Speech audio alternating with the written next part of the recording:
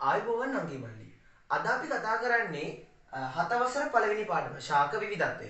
ඔයාලට මතක ඇති මම කලින් වීඩියෝ එකේදී සාකච්ඡා කරා මේ ශාක විවිධත්වය කියන මාතෘකාව යටතේ විවිධත්වය කියන්නේ මොකක්ද? ශාක විවිධත්වය කියන්නේ මොකක්ද? ඒ යටතේ සපුෂ්ප සහ අපුෂ්ප ශාක ගැන මේ විදිහට අපි පළවෙනි වීඩියෝ එකේ මේ 7 වසර පළවෙනි පාඩමට ආරම්භයක් ගත්තා. ඉතින් අද මම බලාපොරොත්තු වෙනවා මේ පළවෙනි පාඩමේ වැඩි කොටසක් ඉවර කරන්න. ඉතින් අපි මුලින්ම කතා කරමු ඕගොල්ලන්ට සපුෂ්ප සහ අපුෂ්ප ශාක කියන කොටසින් පස්සේ තියෙන සපුෂ්ප ශාකයක ප්‍රධාන කොටස් කියන මාතෘකාව. එතකොට නගී මල්ලි ඕගොල්ලන්ට මෙතන පේනවා සපුෂ්ප ශාකය. මෙතන මලකුත් තියෙනවා. ඒ කියන්නේ මේක මල් හට ගන්නා පුෂ්ප හට ගන්නා ශාකයක්. එතකොට අපිට විභාගයේදී අහන්න පුළුවන් සපුෂ්ප ශාකයක් දීලා මේකේ කොටස් නම් කරන්න. එතකොට අපි දැනගෙන ඉන්න ඕනි මේකේ එකින් කොටස් මොනවාද? මේවා තියෙන විවිධත්වය මොන වගේ දේවල්ට ඉස්සරහට කතා කරන්න තියෙනවා. ඉතින් ඒව ගැන දැනගන්න ඕනි. එහෙනම් මුලින්ම මේ සපුෂ්ප ශාකයේ කොටස් ටික නම් කරගමු. ඕගලන්ට මුලින්ම දැක ගමන් පේනවා මේ සපුෂ්ප ශාකයේ පත්‍ර. එතකොට අපිට ඒක නම් කරන්න පුළුවන් පත්‍ර කියලා. ඔන්න අපි ඒ කොටස නම් කරමු. ඒ වගේම තමයි ඕගලන්ට මේ පසෙන් උඩ කොටස මේ තියෙන එතකොට නංගි මල්ලි පස්සර. එතකොට මේ පසෙන් උඩ කොටස තියෙනව තව ගත්තොත් අපිට පුෂ්ප දක් ගන්න පුළුවන්. එතකොට සපුෂ්ප සහ අපුෂ්ප කියලා ශාක බෙදන්න ප්‍රධානම සාධකය වෙන්නේ මේ පුෂ්ප හට ගන්නා සහ පුෂ්ප හට නොගන්නා. එතකොට මේ දිනේ පුෂ්ප. ඒ වගේම ඔයගලන්ට මෙතන දැක් ගන්න පුළුවන් මේ ශාකයේ ගෙඩි නැත්තම් ඵල. හරි. එතකොට ඔයගලන්ට මෙතන පේනවා මේ පත්‍ර දරාගෙන ඉන්නේ අතුවල. මේ අතු තමයි මේ බෙදලා තියෙන්නේ ශාක කඳින්. එතකොට මේ අපිට තව එකක් නම් කරන්න පුළුවන් මේ තියෙන්නේ මේ සපුෂ්ප ශාකයේ අතු.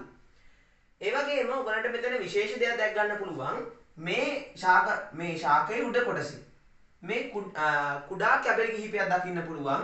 ඒ තමයි අග්‍රස්ත අංකුර. ඒ කියන්නේ මේක තව ටික කාලයක් වර්ධනය වුණාට පස්සේ මේ අග්‍රස්ත අංකුර තමයි මේ පත්‍ර අතු බවට පත් වෙන්නේ. එතකොට ඒවත් අපි නම් කරන්න ඕනේ මේ තමයි අග්‍රස්ත අංකුර. අග්‍රස්ත අංකුර තමයි මේ උඩ කොටසේ මෙහෙම දකින්න පුළුවන් වෙන්නේ. ඒ වගේම මේ ඔයගලන්ට මෙතනත් පේනවා මේ අත්ත බෙදෙන තැන කඳයි අත්තයි බෙදෙන තැන තව අංකුරයක් තියෙනවා. මේක අපි හඳුන්වන්නේ කක්ෂීය අංකුරය නැත්නම් පාර්ශ්වික අංකුර කියලා. ඒතර මේක හඳුන්වන්නේ කක්ෂීය අංකුර. අංකුර හෝ අංකුරය නැත්නම් මේක පාර්ශ්වික අංකුර කියලා කියනවා. මොකද මේක අග්‍රස්තේ නෙමෙයි තියෙන්නේ ශාකයේ මැද කොටස. ඉතින් ඒකින්ද ඒක පාර්ශ්වික අමතර අංකුරයක් කියලා තමයි හඳුන්වන්න පුළුවන් වෙන්නේ. පාර්ශ්වික අංකුර. ඒ වගේම මේ හැම දෙයක්ම දරාගෙන ඉන්න තැනක් තමයි මේ කඳ. ඒතකොට මේ හැම දෙයක්ම සම්බන්ධ වෙලා තියෙන අතු මගින් කඳට. එතකොට අපි ඒක අනිවාර්යයෙන්ම නම් කරන්න ඕනි මේ තියෙන්නේ මේ සපුෂ්ප ශාකයේ කඳ. හරි. දැන් එතකොට අපි මේ පසෙන් උඩ කොටස ගැන සාකච්ඡා කරමු. එතකොට දැන් අපිට විද්‍යාවේදී මේ පසෙන් උඩ කොටස, ඒ කියන්නේ අතු, ඵල, පත්‍ර, අග්‍රස්ත අංකුර මේ හැම දෙයක්ම හඳුන්වන පොදු නාමයක් තියෙනවා. ඒ කියන්නේ පසෙන් උඩ කොටස සම්පූර්ණයෙන්ම හඳුන්වන නම තමයි හොඳට මතක තියාගන්න ප්‍රරෝහ පද්ධතිය. මොකද්ද? ප්‍රරෝහ පද්ධතිය තමයි අපේ මේ පසෙන් උඩ ශාක කොටස හඳුන්වන්නේ. ප්‍රරෝහ පද්ධතිය. හරි. දැන් අපි පස්සෙන් උඩ කොටස ගැන කතා කරන්නේ. දැන් අපි මේ යට කොටසට යමු. යට කොටසේ ඔයගලන්ට මුලින්ම දැක් ගන්න පුළුවන් මේ තියෙන්නේ මැදි මේ ශාකයේ කඳේ පාදයෙන් හටගන්න ප්‍රධානම මුල තමයි මුදුන් මුල කියලා හඳුන්වනවා. එතකොට මේ තියෙන්නේ මුදුන් මුල.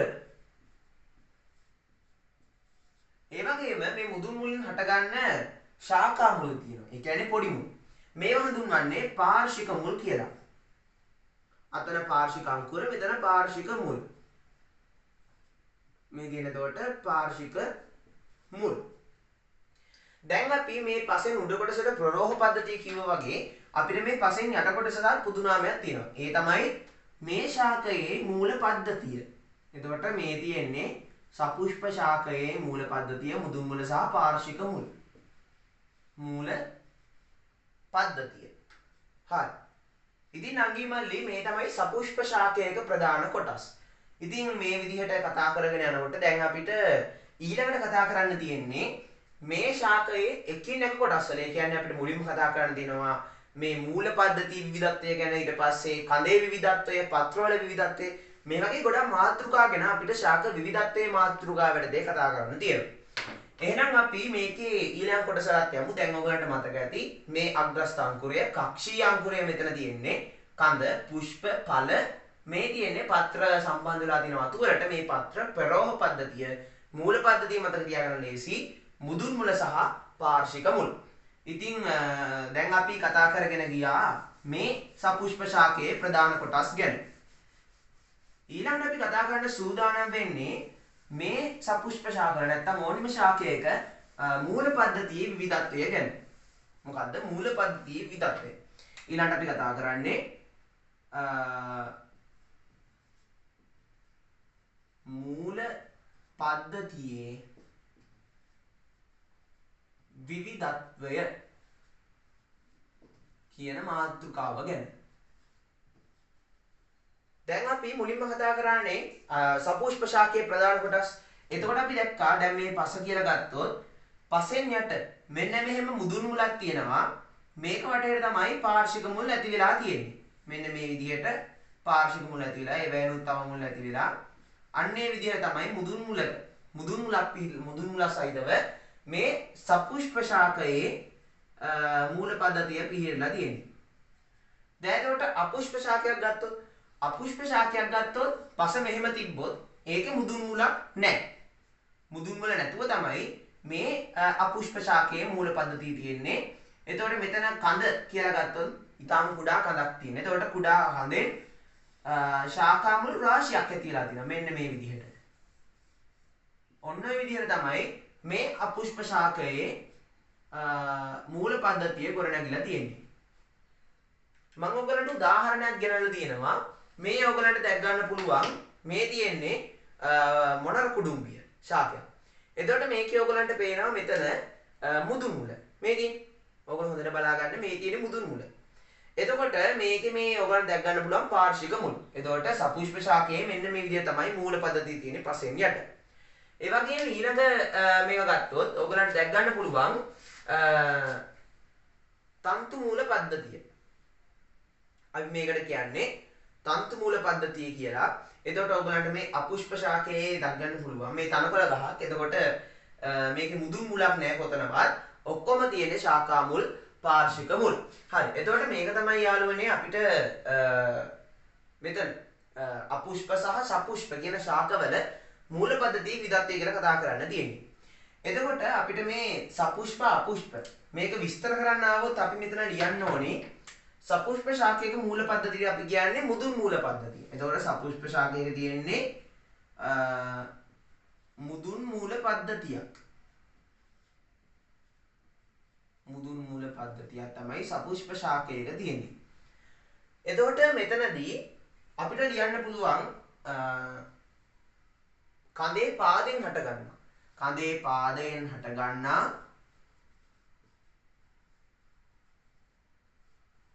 පාදයෙන් හට ගන්නා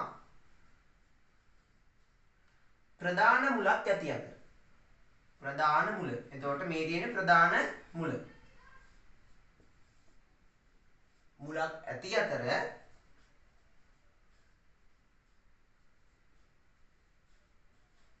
එතකොට මේකට අපි කියන්නේ මුදුන් මුල කියලා. එය මුදුන් මුල ලෙස හඳුන්වයි.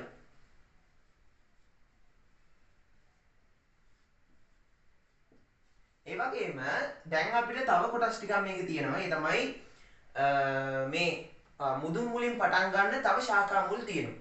එතකොට ඒව හඳුන්වන්නේ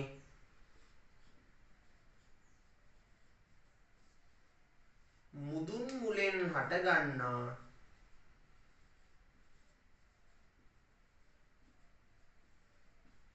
ශාඛා මුල්. ඒව අපි හඳුන්වන්නේ ශාඛා මුල් ඇත.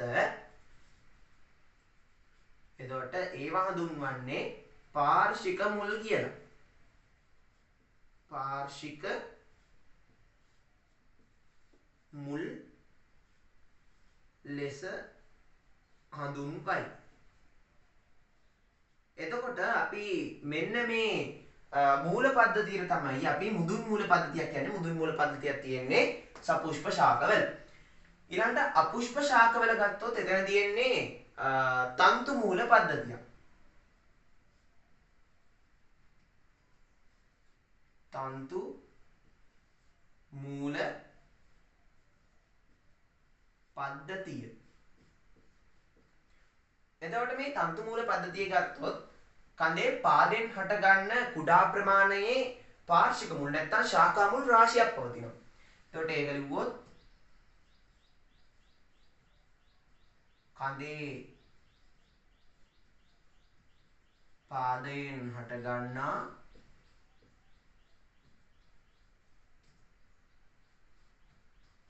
පාර්ශ්වික මුල් නැත්නම් ඒවා අපිට ශාඛා මුල් කියලා හඳුන්වන්න පුළුවන්. ශාඛා මුල් රාශියක් පවතිනවා. එතකොට මේ වගේ මූල පද්ධතියක් තමයි තන්තු මූල පද්ධතියක් කියලා අපි හඳුන්වන්නේ. එතකොට අපිට මේකට උදාහරණයක් ගන්න පුළුවන්. සපුෂ්ප ශාකවල මුදුන් මූල පද්ධතිය අපිට දැක් ගන්න පුළුවන්.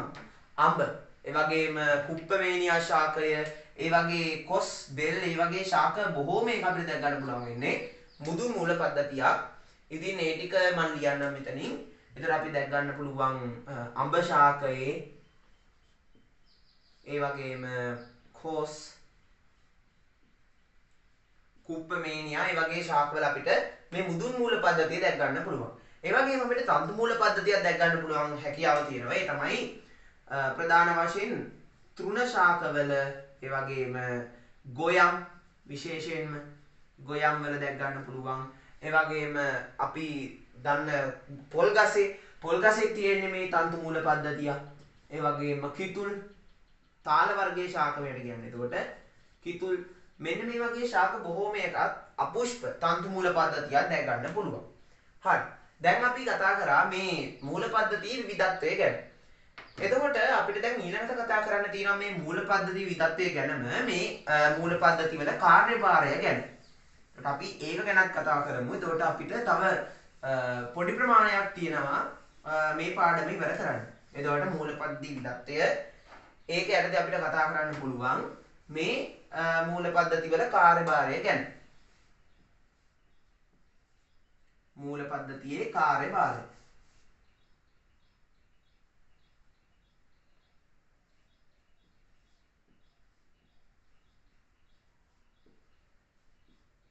මූල පද්ධතියේ කාර්ය. එතකොට මේ මූල පද්ධතියේ කාර්ය ගැන කතා කළොත් ප්‍රධාන වශයෙන්ම මේ මූල පද්ධතිය මගින් කරනවා ජලය සහ ජලයේදී වුණු ඛනිජ ලවණ අවශෝෂණය කරගන්න. එතකොට ප්‍රධාන වශයෙන් ජලය හා ජලයේදී වුණු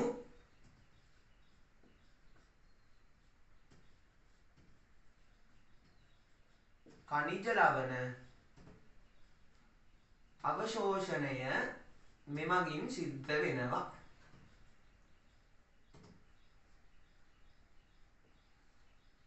ඒ වගේම ප්‍රධාන වශයෙන්ම තව එකක් තමයි අපි මේ දකින්නකොට අපිට හිතන දේ තමයි මේ ශාකය පසට සවි වෙන්නේ මූල පද්ධතිය කියලා. ඔව්. එතකොට ඒකත් මූල පද්ධතියේ කාර්යභාරයක්. ශාකය පසට සවි කිරීම ඒකත් ප්‍රධාන කාර්යය. එතකොට අවසාන වශයෙන් අපිට දැක් ගන්න පුළුවන් මේ මූල පද්ධතිය මගින් අලුත් ශාක ඇති කරන. ඒ කියන්නේ තමන්ගේ වර්ගය බෝ කරන. ඒ කියන්නේ ශාක මුල් මගින් නව ශාක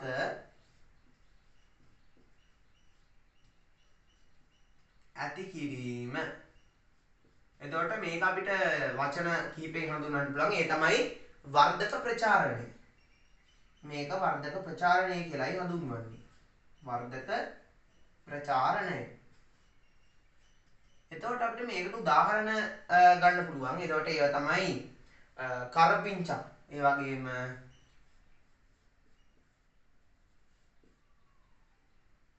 දෙල් මෙන්න මේ වගේ ශාකවල ඒ වගේම බෙලි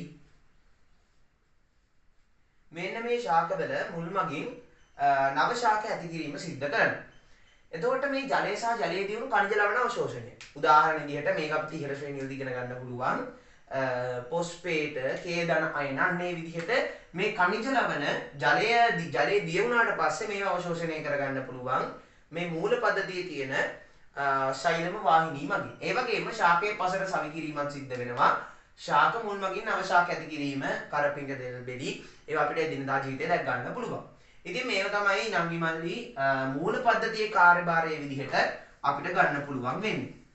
ඉතින් අපිට ඊළඟට කතා කරන්න තියෙන්නේ මේ මූල පද්ධතියේම තියෙන විවිධ කොටස්. ඒ කියන්නේ වායව මුල්, වායුදර මුල්, ඒ වගේම ආලග්න මුල්, ඒ වගේ මුල් ගැන. ඉතින් අපි ඊළඟ වීඩියෝ එකකින් ඒ ගැන කතා කරමු.